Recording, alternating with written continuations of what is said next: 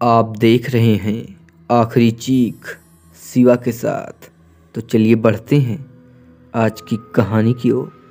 दोस्तों, यह कहानी आज से बहुत साल पहले की है। यह घटना मेरे नाना जी के साथ घटी थी।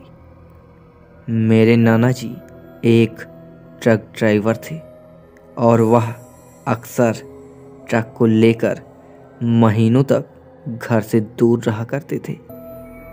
वह जिस ट्रांसपोर्ट में काम करते थे उसमें बहुत से ट्रक थे, लेकिन उन सभी ट्रकों में एक ट्रक 3699 नंबर का था, जो कि नया तो था लेकिन कोई भी उसे चलाता नहीं था।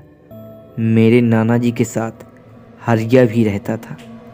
नाना जी दिवाली के बाद जब ट्रांसपोर्ट में अपने ट्रक को चलाने के लिए जाते हैं तो उन्हें पता चलता है कि उनकी ट्रक तो कोई और ही ले गया है। अब उस ट्रांसपोर्ट में सिर्फ एक ही ट्रक बचा था, वो भी 3699 नंबर वाला। नाना जी को ट्रक के मालिक ने कहा, ये लो 3699 नंबर वाले ट्रक की चाबी।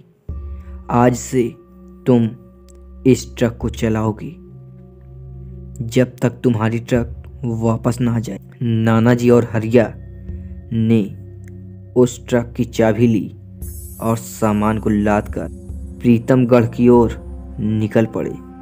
अब नाना जी को क्या पता था कि इस ट्रक को आज से पहले जो आदमी चलाता था वह ट्रक को अपनी जान से भी ज़्यादा प्यार करता था।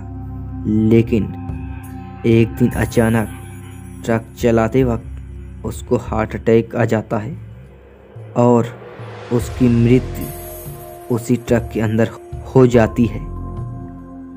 और तब से उस आदमी का साया उसी ट्रक के अंदर वास करता है।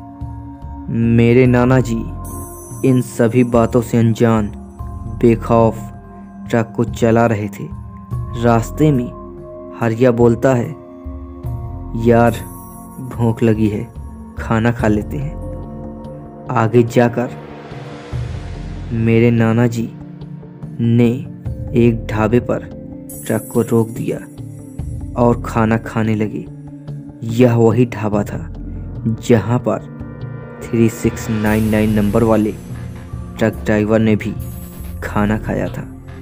उस ढाबे का एक नियम था कि जो भी व्यक्ति ट्रक लेकर वहां पर खाना खाने आया करता था वो उस ट्रक का नंबर और ड्राइवर का मोबाइल नंबर लिख लेते थे और बाद में इनाम देते थे।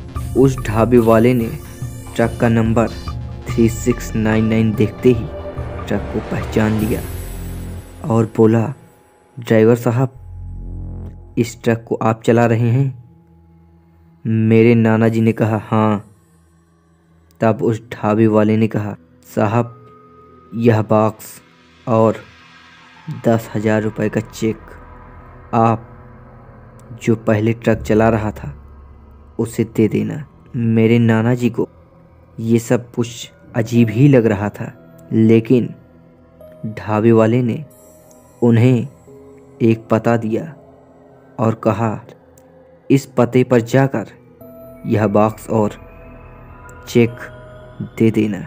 मेरे नाना जी और हरिया उसे लेकर ट्रक में चढ़ जाते हैं और मेरे नाना जी को ट्रक चलाते चलाते कब नींद लग जाती है मेरे नाना जी को पता ही नहीं चलता। लगभग आधे घंटे बाद एक तेज जोर के झटके के साथ नाना जी की नींद खुल जाती है। नाना जी देखते हैं कि ट्रक अपने आप चल रहा होता है। ट्रक में अपने आप गियर लग रहे थे और ब्रेक, एक्सीलेटर सब कुछ अपने आप ही लग रहा था। मेरे नाना जी यह सब देखकर पूरी तरह से डर जाते हैं और डर के मारे हरिया को जगाते हैं हरिया भी यह सब देखकर डर के मारे ट्रक से कूदने के लिए दरवाज़ा खोलने लगता है, लेकिन ट्रक का दरवाज़ा नहीं खुलता है। तभी ड्राइवर वाली सीट से एक आवाज़ आती है, मरना है क्या? चलती हुई ट्रक से नहीं कूदना चाहिए, क्या तुम्हें पता नहीं है?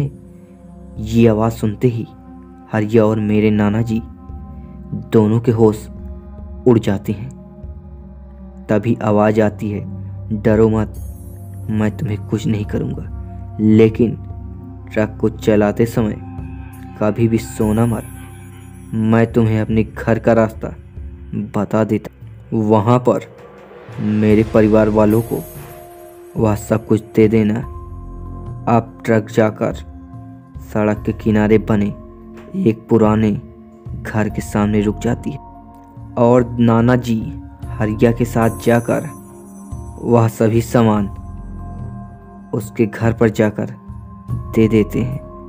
और जब वापस ट्रक में आते हैं तो वह देखते हैं कि ट्रक में चारों ओर एक सुगंध सी फैली हुई होती है। ट्रक के अंदर एक महादेव की मूर्ति भी रखी हुई होती है। एक अगरबत्ती जल रही थी। हमारे नाना जी ट्रक को स्टार्ट करते हैं और ट्रक को लेकर अपने घर जाते हैं। मेरे नाना जी बताते हैं कि उसके बाद उन्होंने उस ट्रक को कभी भी नहीं छोड़ा और उन्होंने बताया कि कई बार ट्रक चलाते समय उनको नींद लग गई थी, लेकिन अचानक से जैसे उन्हें कोई जगा देता था कि जाग जाओ, सो मत। तब से नाना जी ने उस ट्रक को अपनी जान से भी ज़्यादा चाहने लगे थे और आज भी मेरे नाना जी उस ट्रक को अपने घर के बाहर खड़ा किए हुए हैं। भले ही वह ट्रक पुराना हो गया हो, लेकिन मेरे नाना जी उसे अपनी जान से भी ज़्यादा चाहते हैं।